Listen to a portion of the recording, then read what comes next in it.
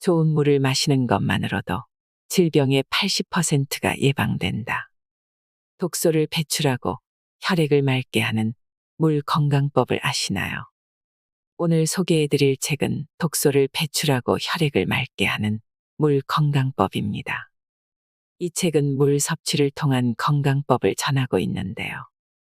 우리가 깨끗하다고 생각하며 먹고 있는 정수기의 물이 인체에 치명적인 손상을 줄 수 있다는 사실을 아셨나요?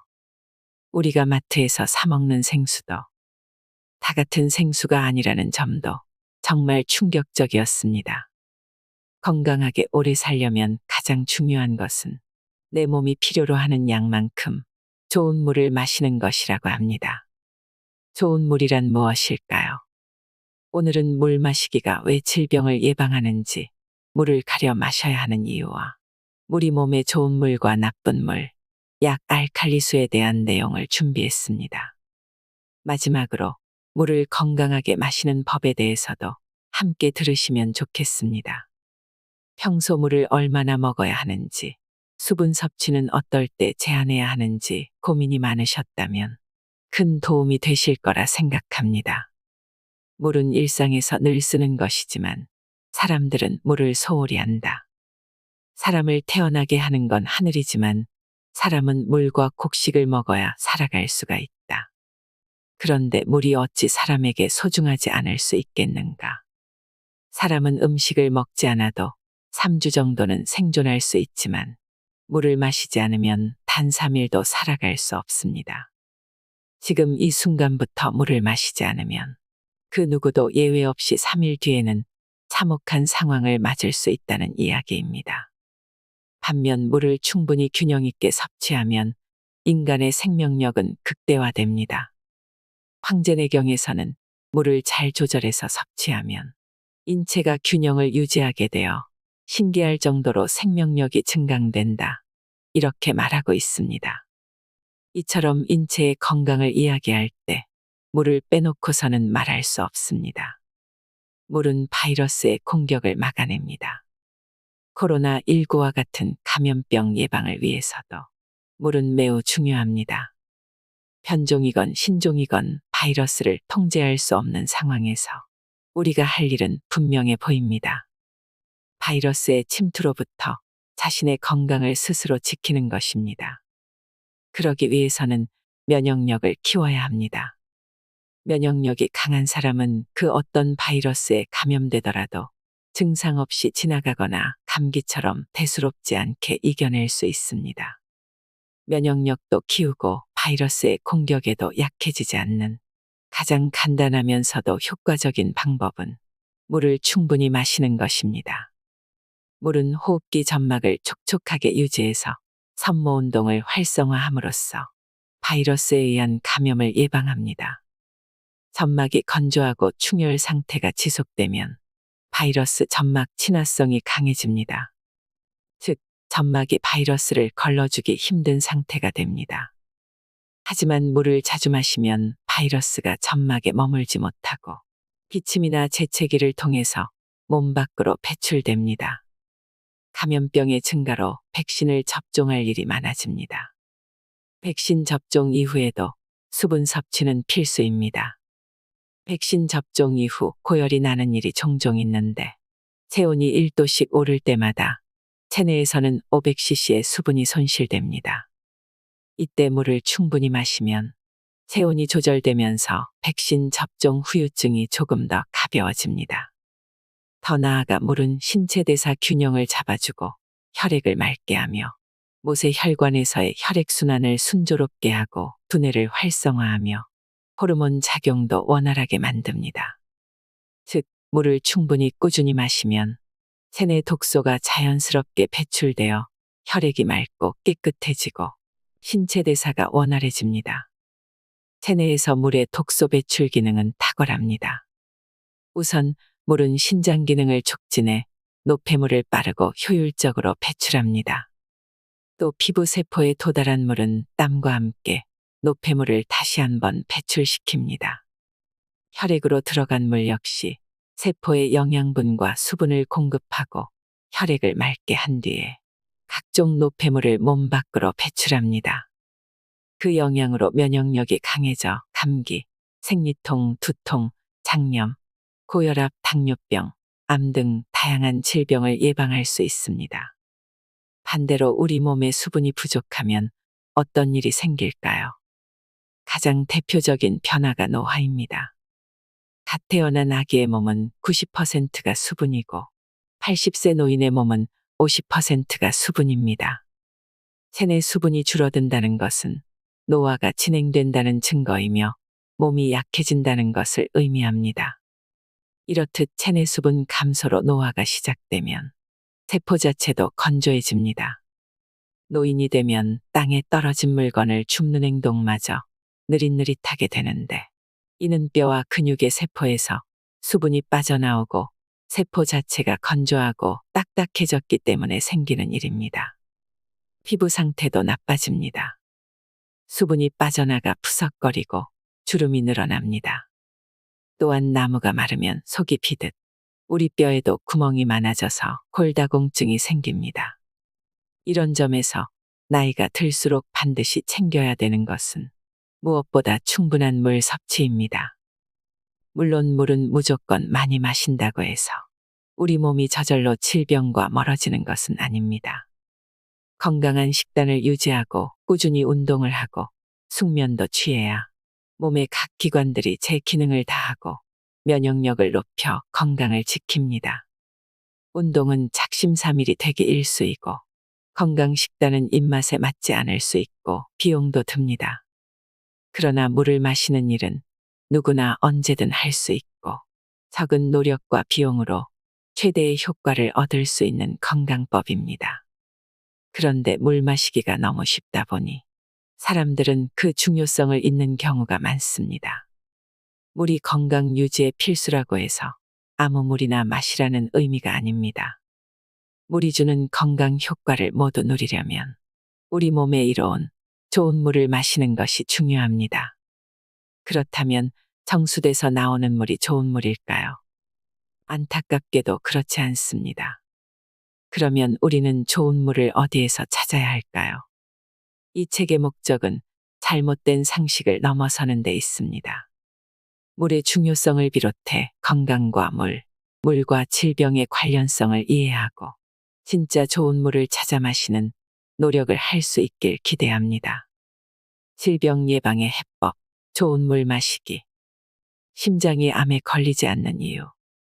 심장이 어떻게 물과 연결되어 있는가를 살펴보면 암에 걸리지 않고 평생 건강하게 사는 비밀을 알 수 있다. 인체가 걸릴 수 있는 질병은 수백에서 수천 가지다. 질병 중에서도 가장 치명적으로 우리 몸을 위협하는 질병이 암이다. 그런데 암이 생기지 않는 유일한 장기가 있다. 바로 심장이다. 많은 의학자가 그 이유를 알고자 연구한 결과 다음의 4가지를 밝혀냈다. 심장에는 체내 그 어떤 장기보다 산소가 풍부하다. 다른 장기는 몰라도 심장만큼은 항상 정확하게 에너지가 공급된다. 심장은 태아일 때부터 죽기 직전까지 규칙적으로 운동을 한다. 심장은 혈액으로 채워져 있으며 혈액의 94%는 물이다. 즉, 산소와 에너지, 운동 그리고 물. 이 시너지 작용이 심장의 생명력을 유지하고 심장에 암이 생기지 않는 이유가 되는 것이다. 이 4가지 요소 중에서 누구나 직접 챙길 수 있는 것은 물뿐이다. 산소는 호흡할 때마다 들이마시지만 대기오염으로 인해 중금속 등의 불순물이 섞여 있을 수도 있다. 그래서 산소의 상태를 깨끗하게 하고 싶지만 산소는 대개 퍼져 있고 주변 환경과 관련이 깊기에 개인의 노력으로 단기간에 바꾸기는 쉽지 않다. 영양 섭취와 운동은 개인의 의지와 경제 상황에 따라 많이 달라질 수 있다. 하지만 물은 다르다. 비교적 큰 노력을 들이지 않고도 양질을 유지할 수가 있다. 극빈층이든 최상류층이든 노동직이든 사무직이든 상관없이 누구나 손쉽게 구할 수 있으며 비용도 크게 들이지 않는다. 인간은 물에서 태어나고 물로 생명을 유지하는 만큼 물은 인간의 생명 그 자체이고 근원이 되는 에너지이며 누구에게나 공평하게 주어진 자연의 축복이다. 우리 몸에는 물 저장 시스템이 없다. 인체는 매 순간 물을 필요로 한다.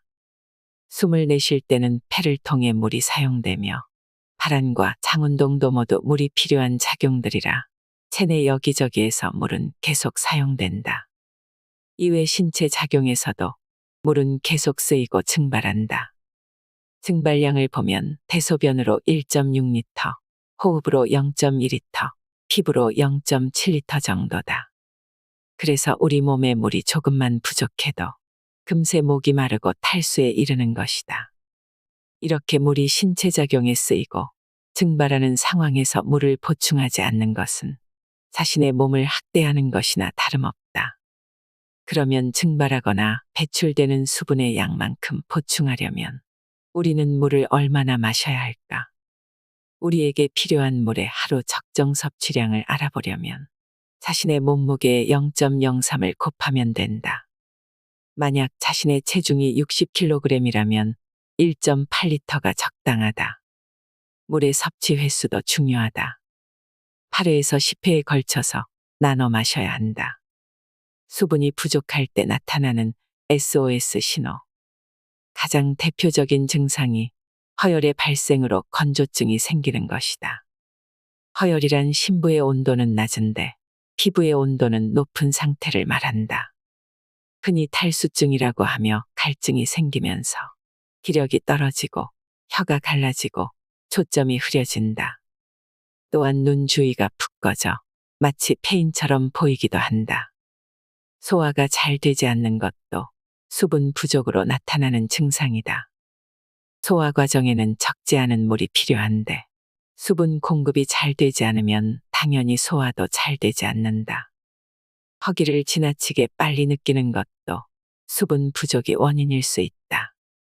갈증을 배고픔으로 착각할 수 있기 때문이다. 운동 직후에 갑자기 배가 고프다면 허겁지겁 식사를 하기보다는 차분하게 물 한 잔을 마시는 것이 수분 부족으로 인한 배고픔을 해소하는데 훨씬 효과적이다. 변비가 생기는 것도 장내 수분 부족으로 변이 딱딱하게 굳기 때문이다. 이럴 때 아침 공복에 물 한 잔을 마시면 장운동에 도움을 줘서 변비 해소에 좋다.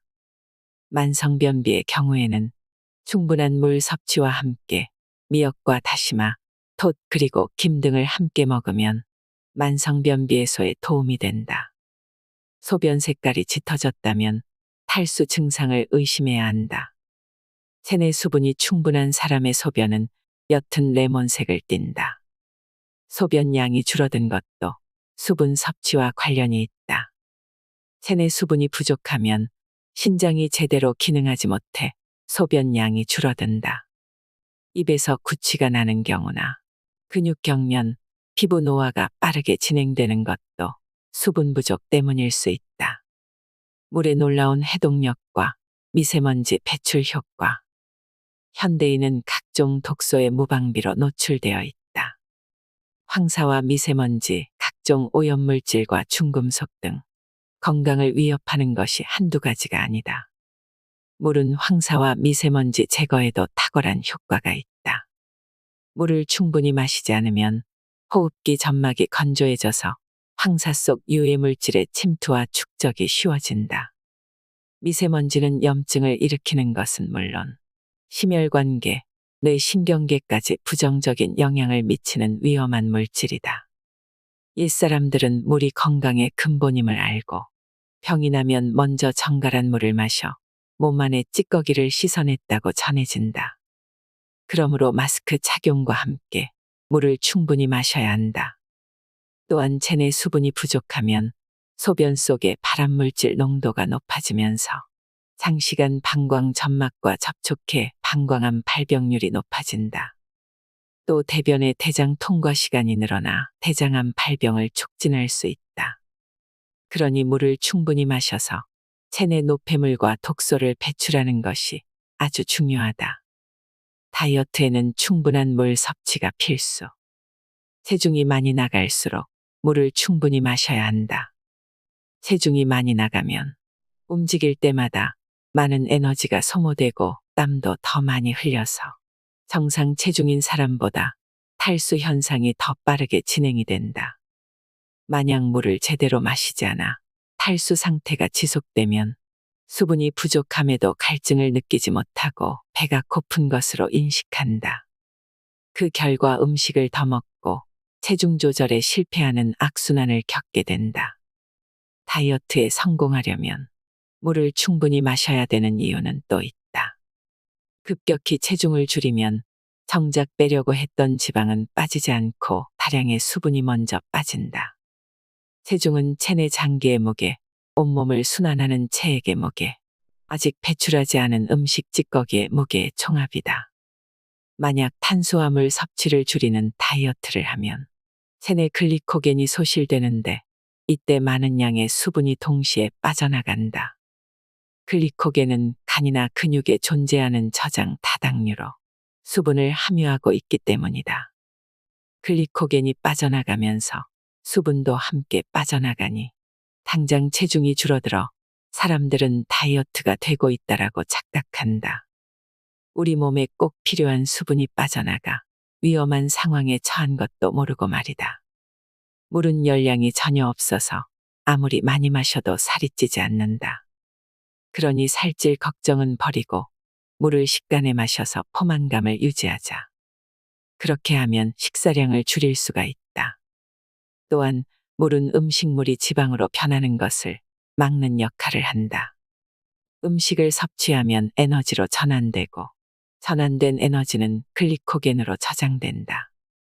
글리코겐은 반드시 수분과 함께 저장된다. 만약 체내 수분이 부족하면 음식물이 에너지로 전환되는 과정에서 완전히 전환되지 않고 글루코스 형태로 혈액에 남게 된다. 문제는 그것이 간에서 체중을 늘리는 지방의 형태로 바뀐다는 점이다. 그러나 물을 충분히 섭취하면 음식물이 에너지로 완전히 전환되어 글루코스가 지방으로 전환되는 것이 차단되기에 지방이 늘어날 이유가 없어진다. 체내에 들어온 물은 축적된 지방을 없애는 데도 효과적이다. 지방이 줄어들기 위해서는 지방연소 효소가 잘 활동해야 되는데 물이 지방연소 효소의 활동을 촉진하는 역할을 한다. 결국 물을 충분히 섭취하면 다이어트의 절반은 성공한 것이나 다름없다. 두뇌 기능과 정서 안정에도 수분이 관여한다. 두뇌의 80%가 수분으로 이루어져 있고 뇌척수액에 잠겨 있는 상태다. 따라서 두뇌는 체내 수분량에 극도로 민감하다. 체내에 물이 공급되면 가장 먼저 두뇌로 가서 심신을 안정시키는 역할을 한다. 두뇌의 중요한 역할 중 하나는 감정과 정서 조절로 수분이 부족하면 우리의 감정과 정서 상태가 흔들릴 수 있다. 실제로 화가 많이 난 사람에게 물 한 잔을 권하면 화가 다소 누그러지는 경우도 있다. 이러한 증상은 아이들에게서도 나타난다. 물을 충분히 섭취하면 혈액순환이 잘 되어 두뇌에도 영양분이 잘 공급되지만 체내 수분이 부족하면 대사가 방해되고 스트레스를 피하고자 하는 회피 반응이 촉진되어 신경질과 짜증이 평소보다 더 늘어난다. 수분 부족이 지속된 아이는 학습력이 낮고 성격에도 영향을 미칠 수 있다. 몸에 좋은 물, 몸에 나쁜 물. 우리 몸을 변화시키는 물, 약 알칼리수. 서울대학교 병원의 환자 테스트에서는 약 알칼리수가 변비에 도움이 된다는 사실이 입증되었다. 당시 최규환 박사는 최소 4년에서 최대 30년간 변비를 겪어온 만성변비 환자 8명에게 약 알칼리수를 약 4주간 마시게 했다. 그 결과 8명 가운데 6명의 환자가 배변 시 불쾌감이 사라지고 배변 횟수도 뚜렷하게 늘어났다. 반면 변비가 없는 환자들은 별다른 변화가 없었다. 약 알칼리수가 각종 질병에 효험이 있음을 증명한 실험도 있다. 연구에서 약 알칼리수에 대한 임상실험을 진행했는데 당뇨병 환자의 혈당 안정화, 간질환 환자의 간 기능 개선, 고혈압 및 저혈압의 개선 등의 결과를 얻었다. 전문가들은 말한다. 변에서 악취가 나고 변이 검고 딱딱하다면 위암이나 간암으로 언제 쓰러질지 모른다는 사실을 알아야 한다. 변이 악취를 풍기는 것은 섭취한 음식물이 소화관 내 미생물군에 의해 부패되고 발효됐기 때문이다. 악취가 심하고 더러운 변이 되거나 냄새가 없고 깨끗한 변이 되는 것은 소화관 내 미생물군 서식 환경이 좋은지 나쁜지에 의해 좌우된다. 인체는 섭취, 소화, 배설의 순환을 통해 체내 노폐물과 독소를 몸 밖으로 배출해야 건강을 유지할 수 있다.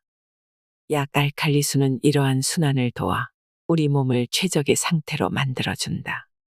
우리 몸이 원하는 미네랄이 풍부한 물. 인체를 구성하는 데는 총 54종의 원소가 필요한데 그 중에서 50종이 미네랄이다.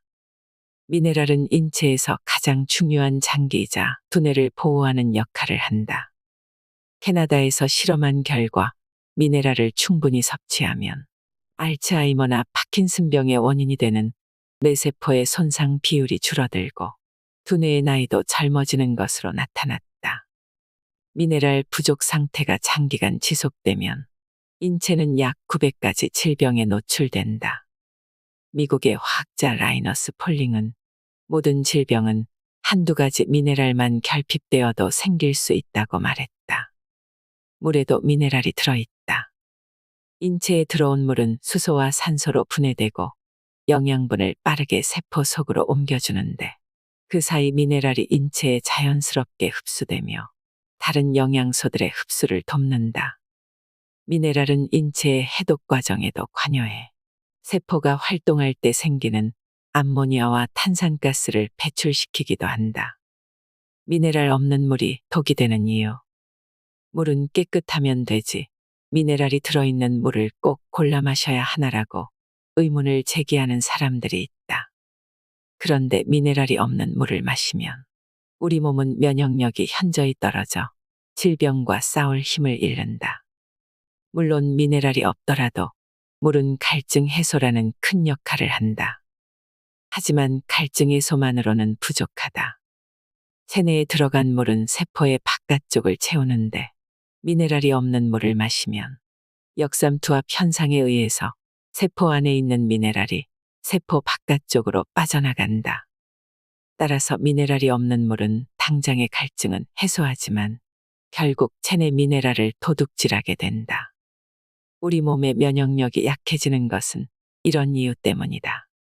한국물학회 김광영 박사는 실험 참가자들에게 역삼투압 방식으로 정수한 물과 미네랄이 풍부한 물을 마시게 한 뒤에 혈액 검사를 했다. 그 결과 역삼투압 방식으로 정수한 물을 마신 사람의 백혈구는 심하게 응고되어 있었다. 백혈구는 인체가 병원균과 싸우는 주력 병사인데 이들의 힘이 약화되었으니 적군과 제대로 싸울 리 만무하다. 또 다른 실험에서는 암세포가 미네랄이 없는 산성수를 좋아하는 것으로 나타났다. 어쩌면 이는 당연한 결과이다. 암세포의 입장에서는 약한 적을 좋아할 수밖에 없고 산성수는 약한 적을 만드는 좋은 조건이기 때문이다.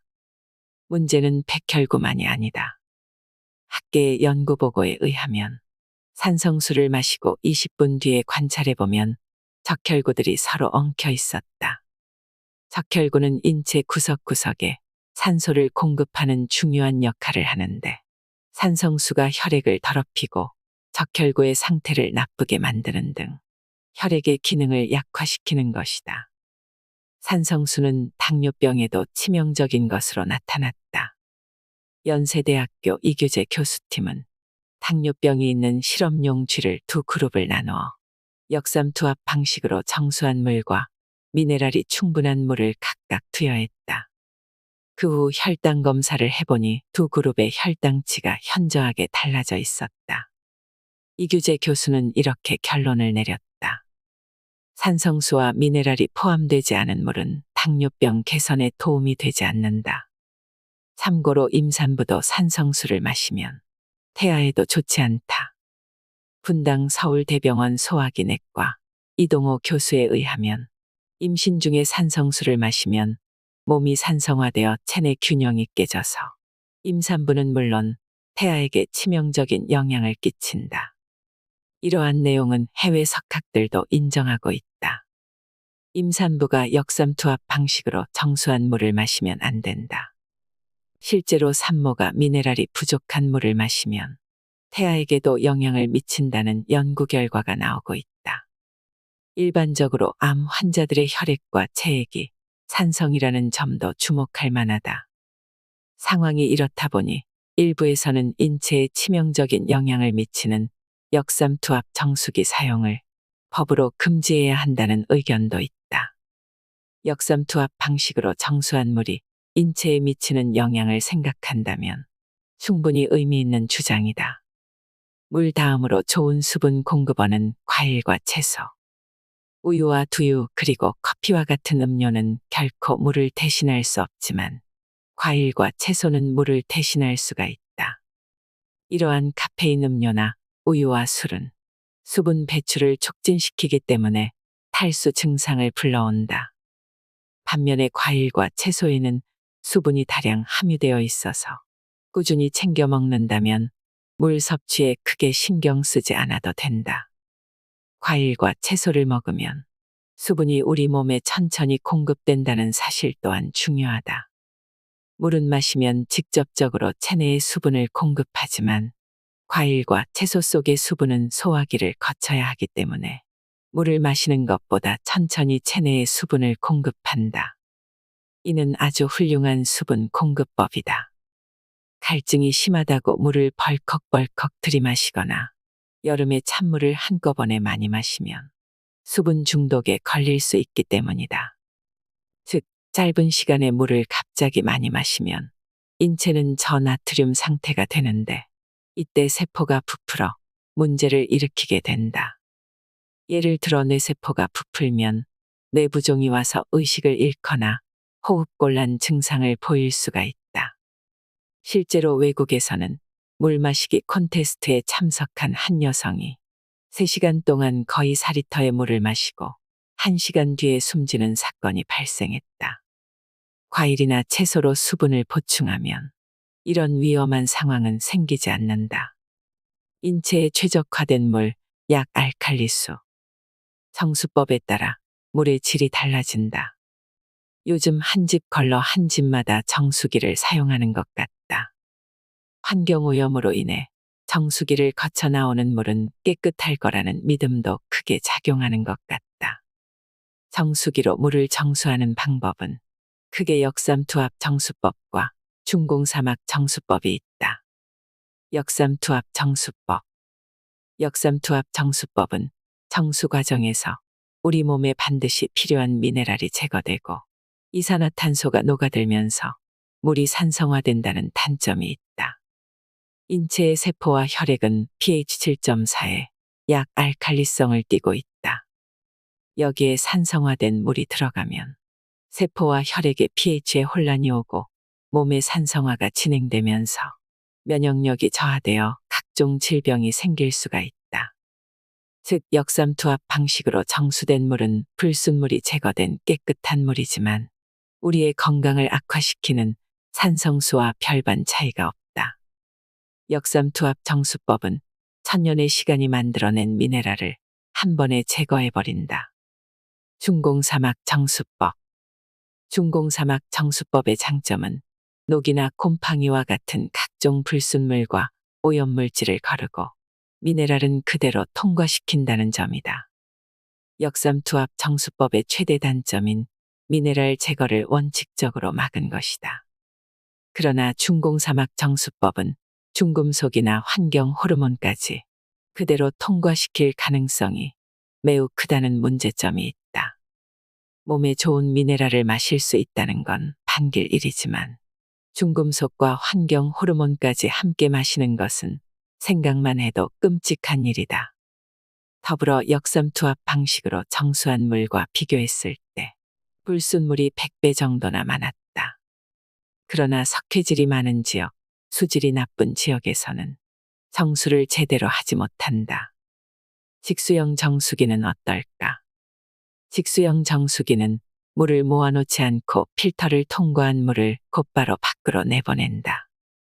저수조가 필요 없으니 정수기의 크기가 작아져서 공간 효율성이 좋고 저수조의 위생도 걱정할 필요가 없다. 다만 직수형은 주로 중공사막 필터를 사용하기 때문에 미네랄을 거르지 않아 건강한 물을 마실 수 있어도 완벽하게 정수된 물을 마실 수는 없다. 그러나 지하수가 아닌 우리나라의 수돗물이라면 문제가 없다는 견해가 일반적이다. 수돗물은 이미 정화되어 깨끗한 물일 가능성이 크기에 중공사막 필터만으로도 문제가 없다. 최근에는 자가정수기를 사용하는 사람들도 점차 늘어나고 있다. 국내에 출시된 비브랜드의 제품은 용기에 필터를 꽂아 물을 붓고 여과에서 마시는 가정용 자가 정수기이다. 활성탄으로 정수를 하면 물맛이 좋아져서 카페나 레스토랑에서 수요가 높고 생수처럼 별도의 페트병을 남기지 않아 환경면에서도 호평을 받고 있다. 심지어 전기도 사용하지 않고 필터 비용 역시 한 달에 8,000원 정도라 부담도 거의 없는 편이다. 하지만 한 번에 많은 양을 정수하기는 힘들다는 단점이 있다. 뇌졸중과 암의 발병을 촉진하는 산성수. 다수의 의학 박사와 물 전문가들은 역삼투압 정수기의 위험성을 알고 대중에게 알리고 있다. 하지만 일반 소비자들은 여전히 역삼투압 방식으로 정수된 물이 깨끗하고 몸에 좋은 물이라고 오해하고 있다. 전문가들은 역삼투압 방식으로 정수된 물을 지속적으로 마시면 각종 암과 만성질환의 원인이 될 수 있다고 한다. 80년대에 역삼투압 방식의 정수기가 공급된 이후부터 국내 암 발병률이 급상승했다는 연구 결과도 있다. 일본 수도기술연구소의 보고서를 보면 산성수 음용 지역 주민들의 건강 상태를 분석한 결과 미네랄이 부족한 산성수를 오랜 기간 마신 경우 뇌졸중과 암 발병률은 2배, 심장병 발병률은 3배나 높아진다는 것이 주된 내용이다.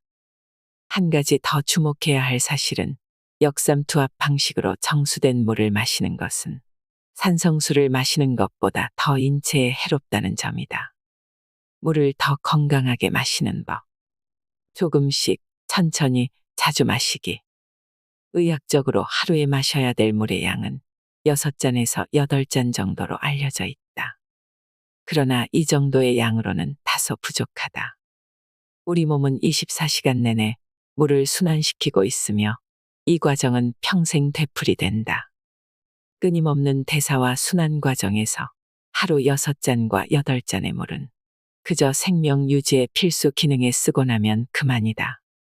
그럼 하루 적정 물 섭취량은 얼마나 될까? 각자 상황에 따라 차이가 있겠지만 건강한 성인의 경우 자신의 몸무게에서 0.03을 곱해서 나온 값이 하루 적정 물 섭취량이다. 예를 들어 몸무게가 60kg인 여성의 경우 하루에 1.8리터의 물을 마시는 것이 좋다. 물을 마시기 가장 좋은 시간은 식사하기 30분 전이다. 이 시간에 물을 마시면 소화관이 음식물을 소화시킬 준비를 할 수가 있다. 특히 위염과 십이지장염 그리고 위궤양 등 위장질환이 있는 경우 식사 전에 물을 마시는 것이 아주 중요하다. 아침 식사 전에 마시는 물은 소화에 큰 도움이 된다. 아침에 잠이 깬 뒤 물 한 컵을 마시고 30분 뒤에 식사를 하면 몸 전체에 활력이 돈다. 일어나자마자 커피를 마시는 것도 피해야 한다. 카페인이 탈수를 유발하기 때문에 우리 몸을 더욱 곤란스럽게 만들고 위궤양을 유발할 수도 있다. 잠을 자고 일어난 뒤에는 물을 섭취해 주는 것이 좋다. 잠자는 시간 동안 물을 마시지 않기 때문이다. 그러니 기상 후에 물을 먹는 습관을 들이면 건강에 좋다. 물을 건강하게 마시는 방법. 우선 물을 흔히 마신다고 말하는데 건강상 씹어먹기를 해야 한다. 즉 물을 바로 삼키는 것이 아니라 입안에 머금은 후에 침과 잘 섞어 음미하듯 조금씩 목으로 넘긴다. 이렇게 하면 입안이 건조해지는 것을 막을 수 있다. 물을 충분히 마셔서 입안 건조를 예방하는 것은 치아 건강에도 무척 좋다. 나이에 비해서 빠르게 충치와 풍치를 겪는 사람들은 침의 양이 적고 끈끈한 경우가 많이 있다. 이들은 하루에 물을 한두 잔밖에 마시지 않는다는 공통점이 있다. 물 섭취량이 적으면 입안이 건조해지고 소화불량, 위염, 불면증 등의 증상이 동시에 나타난다. 또한 불안감을 느끼거나 예민해지기도 한다. 반면에 물을 천천히 충분히 씹듯이 마시면 두뇌의 수분 공급이 잘 되어 긴장이 풀리고 신경이 안정되며 세포의 활력에 도움이 된다. 물을 벌컥벌컥 마시면 몸에 흡수되기보다 바로 소변으로 빠져나갈 수 있으니 천천히 마시기를 권한다. 과식했다 싶으면 식후에 바로 물을 마셔서는 안 된다. 물이 위액을 희석시켜서 인슐린의 수치를 높이고 소화를 방해하고 가스를 차게 만들어 더부룩한 증상이 나타나기 때문이다. 또한 물은 앉아서 마셔야 한다. 걸어다니거나 서서 마시면 몸이 편안한 상태가 아니므로 제대로 흡수되지 않고 신장에 좋지 않은 영향을 줄 수도 있다. 물은 반드시 편안한 자세에서 조금씩 침을 섞어 음미하면서 마시는 습관을 들여야 한다. 운동 전후에 반드시 필요한 물. 운동을 하기 전에 마신 물은 땀의 배출을 돕고 체내 독소가 효과적으로 배출되도록 돕는다. 하지만 운동 중에 물을 많이 마시는 것은 좋지 않다. 심장이 격렬하게 뛰고 숨이 찬 상태에서 물을 많이 마시면 자칫 저나트륨 혈증이 생길 수 있기 때문이다. 게다가 혈액 속의 수분이 세포 속으로 다량 스며들어 혈압이 올라갈 수 있고 뇌세포나 심장 등이 손상을 입을 수 있다. 따라서 운동 중에는 목이 마르지 않을 정도로 반 정도 혹은 한 잔 정도만 마셔야 한다. 그리고 운동 직후에는 미지근한 물을 마시는 것이 좋다. 미지근한 물은 체내에 빨리 흡수되어 수분 보충이 빠르게 이루어지기 때문이다. 반면에 커피, 녹차, 홍차 등의 카페인 음료는 오히려 탈수를 일으킬 수 있으니 주의해야 한다. 질병에 따라 물 섭취 조절하기.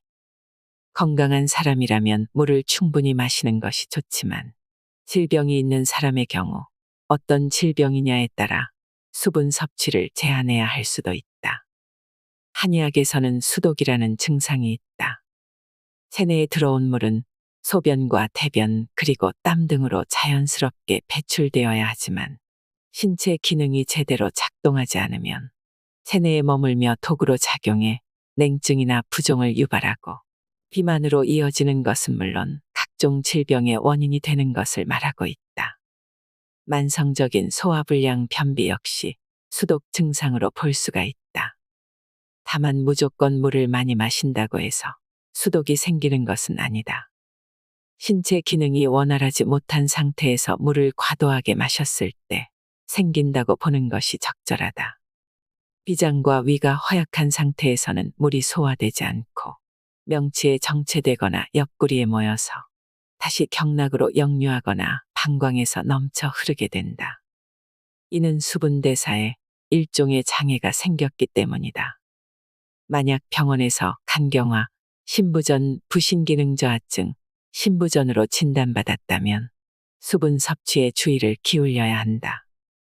우선 간경화가 있다면 하루 수분 섭취량을 1리터 이하로 제한해야 한다. 간 기능이 현저하게 떨어지면 알부민의 농도가 낮아지고 알부민이 부족하면 혈관의 삼투압이 유지되지 않아 수분을 몸 곳곳에 보내지는 게 어려워진다. 그런 상황에서 수분을 많이 섭취하면 배에 물이 차는 복수 증상이 생긴다. 신부전 역시 하루 1리터 이하로 수분 섭취를 제한해야 한다. 심장이 건강해야 혈액을 온몸으로 고루 보낼 수 있는데 심장의 기능이 약해진 신부전 환자의 경우 이를 제대로 수행하지 못한다. 그 결과 혈액이 혈관에 머무르는 경우가 많고 이로 인해 혈압이 높아져서 모세혈관 속 수분의 압력이 비교적 낮은 두뇌와 배로 혈액이 흘러들고 정체되면서 부종이 생길 수도 있다. 부신 기능 저하증의 경우도 마찬가지다. 부신 호르몬인 알도스테론의 분비량이 줄어드는 상황에서 물을 많이 마시면 수분과 염분이 원활히 배출되지 않아 저나트륨 혈증, 고칼륨 혈증 등 전해질 불균형이 생길 수도 있다. 신부전 역시 물 섭취에 주의해야 한다. 물을 많이 마시면 혈액과 체액의 양이 늘어 폐부종이 생길 수 있고 다리 부종으로 보행이 어려워질 수 있다. 반면 수분 섭취를 늘려야 하는 질병도 있다. 고혈압 환자는 혈액의 점도가 높아지는 것을 주의해야 한다. 그렇지 않아도 혈액의 압력이 높아서 혈액 순환이 잘 되지 않는 상황에서 혈액의 점도까지 높아지면 더 많은 위험에 노출되기 때문이다. 당뇨병 환자의 경우에도 필요한 만큼의 물을 마시지 않으면 콩팥 기능이 저하되고 혈당이 올라간다. 하지만 갈증이 난다고 무작정 물을 많이 마셔서는 안 된다. 물을 마실 때는 깨끗한 소금을 조금 넣어서 마시는 것이 좋다. 체내 나트륨 농도가 너무 낮아지면 기운이 없어지고 두뇌가 손상될 수 있기 때문이다. 다만 심장이나 콩팥에 합병증이 있는 당뇨병의 경우에는 주치의와 상의 후 물 섭취량을 조절해야 한다. 음주시 수분 섭취법. 술은 절대 빈속에 마셔서는 안 된다.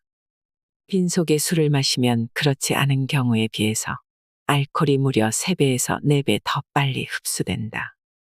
또 혈당이 급격히 낮아져서 어지럽거나 식은땀을 흘리고 심장 박동이 증가하기도 한다.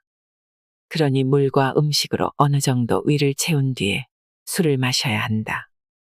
술을 마시는 사이사이에 물을 수시로 마시는 것이 좋다. 전문가들은 술 한 잔에 물 한 잔 마시기를 권한다. 만약 술만 빨리 마시면 혈중 알코올 농도가 매우 빨리 올라가고 세포가 손상되지만 알코올이 흡수되기 전에 물로 희석하면 우리 몸은 희석된 상태의 술을 마시는 것과 비슷한 효과를 얻게 된다. 또 흡수 속도를 늦출 수 있고 화장실을 자주 가기 때문에 금세 술이 깨는 효과도 덤으로 얻을 수가 있다. 물 대신 이온 음료를 술과 함께 마시는 방법도 있다. 이온 음료와 술을 함께 마시면 더 빨리 취한다는 말이 있지만 실험 결과에 의하면 이온 음료를 함께 마시면 혈중 알코올 농도가 낮아진다. 술을 마신 다음에 이온 음료를 마셔도 같은 효과를 볼 수가 있다. 알코올을 분해하는 가장 중요한 요인이 수분이기 때문이다. 다음 날의 숙취도 다소 줄어든다. 건강을 위한 올바른 생수 선택법. 수돗물도 정수기도 믿지 못하는 사람들은 생수를 사서 마신다. 그런데 어떤 생수를 선택하느냐는 우리 몸의 건강과 직결된다. 좋은 생수는 미네랄 공급원 역할을 하기 때문이다. 이에 관해 이동호 교수는 이렇게 이야기했다. 물에 존재하는 미네랄은 이온화되어 있어 종합 영양제와 같다. 인공으로 합성한 미네랄보다 생체 이용률이 높은 것이 장점이다. 생수를 고를 때는 가장 먼저 상품 레벨에서 품목이나 품목명을 찾아 먹는 샘물이라고 표기되어 있는지 확인해야 한다. 먹는 샘물이란 수원에서 직접 채취한 자연 샘물을 뜻한다. 반면에 혼합 음료로 표기되어 있다면 합성 첨가물이 섞여 있다고 보면 된다. 미네랄 등을 별도로 첨가했거나 지하수, 증류수, 수돗물에 첨가물을 넣은 것이기 때문에 자연샘물과는 차이가 있다. 이런 혼합 음료 중에 미네랄 워터라고 적혀 있는 것도 있으니 꼼꼼히 살펴야 한다. 법적으로 먹는 샘물은 혼합 음료보다 훨씬 더 엄격하고 까다롭게 관리된다. 혼합 음료는 8개 항목을 검사하지만 먹는 샘물은 원수 상태에서 46개의 항목을, 생산 제품 상태에서 50개 항목을 검사한다. 물로 인한 세균 감염을 줄이는 방법. 물을 건강하게 섭취하려면 반드시 알아야 할 것이 있다. 물은 일상에서 가장 접하기 쉬운 감염 매개체라는 점이다. 일단 생수 뚜껑을 열면 그때부터 세균이 증식한다고 생각하면 된다. 뚜껑을 딴 생수는 그날에 다 마시는 것이 좋다. 한국수자원공사가 뚜껑을 딴 생수병에 대해서 실험을 했다. 뚜껑을 딴 직후에 물 1ml당 세균은 단 한 마리였다. 법적 기준은 100마리다. 그런 점에서 생수 자체의 위생 상태는 거의 완벽에 가깝다. 그런데 생수병에 입을 대고 물 한 모금을 마신 그 즉시 측정했더니 세균이 무려 900마리로 늘어났다. 하루가 지난 후에는 4만 마리가 넘었다. 세균은 30도 전후에서 가장 활발하게 번식하므로 여름철에는 특히 주의해야 한다. 세균이 한 마리에서 100만 마리까지 증가하는데 단 5시간밖에 걸리지 않는다. 세균이 많은 물을 마시면 복통, 식중독, 설사, 장염 등이 유발될 수 있다. 일단 개봉된 생수는 가능한 냉장고에 넣어 보관하고 물을 따를 때만 꺼내야 한다. 지나치게 차다 싶을 때는 따뜻한 물을 섞거나 잠시 실온에 두면 마시기 적당한 온도가 된다. 만약 입을 대고 마신 생수가 하루 정도 지나면 아까워도 버리는 습관을 들여야 한다. 특히 주의해야 될 시기는 여름철이다. 여름에 자동차 안에서 생수를 마신 뒤 그대로 두면 생수병은 그야말로 세균 공장으로 변한다. 단 2시간만 방치되어도 실온에서 보관한 물보다 무려 7배나 많은 세균이 발견된다. 그 이유는 여름철 자동차 안의 온도가 실온보다 훨씬 높기 때문이다. 30도가 자동차 외부의 온도라면 자동차 안의 온도는 무려 70도까지 치솟는다. 세균이 번식하기에는 최적의 상태가 아닐 수 없다. 생수병을 다른 용도로 활용하는 것도 다시 생각해 봐야 한다. 식약처에 의하면 페트병은 입구가 좁아서 깨끗이 세척하기 어렵기 때문에 세균에 오염될 가능성이 높다. 따라서 일회용으로만 사용하는 것이 바람직하다. 생수가 아닌 보리차는 어떨까? 이런 물은 더 빨리 세균이 번식한다. 따라서 한 번 끓였으면 이틀 안에는 모두 마셔야 한다. 가정에서 정수기를 사용한다면 더욱 주의를 기울여야 한다. 집에 있는 정수기를 분해한 후 곰팡이 등을 보고 경악하는 사람들이 적지 않다. 집안 곳곳에 수분 관리하기. 욕실 관리를 소홀히 하면 3대 세균이라고 불리는 대장균, 살모넬라균, 황색 포도상구균이 증식한다. 욕조의 바닥과 배수구도 늘 젖어 있는 경우가 많기 때문에 깨끗이 닦는 노력이 필요하다. 변기에도 세균이 많이 증식하니 물을 내릴 때에는 변기 뚜껑을 닫고 욕실 전용 세정제로 자주 청소해야 한다. 비데의 노즐 부위도 항상 젖어 있어 곰팡이가 번식하기 쉽고 세균도 빠르게 증식할 수 있으니 세심하게 닦아주어야 한다. 수건이나 칫솔 관리에도 신경을 써야 한다. 칫솔은 3개월에 한 번은 교체하고 잘 건조하고 살균해서 사용하도록 하자. 수건은 세탁한 뒤에도 퀴퀴한 냄새가 난다면 다양한 균이 제거되지 않은 것이니 살균을 위한 세탁은 별도로 하는 것이 좋다. 일상에 존재하는 수분을 관리하는 것은 건강한 생활을 하기 위한 기본이다. 건강한 물 섭취가 우리 몸을 지키는 답입니다. 미네랄이 충분한 약알칼리수는 지구상 최고의 명약 중 하나이며 그 자체로 건강을 지키는 답이 될 수 있음을 아셨나요? 어떤 물이 몸에 이로우며 그 물을 어떻게 마실 것인가에 대한 해답을 찾으셨길 바랍니다. 이상으로 인생의 품격이었습니다. 하루하루 당신의 품격이 더 빛나길 바랍니다.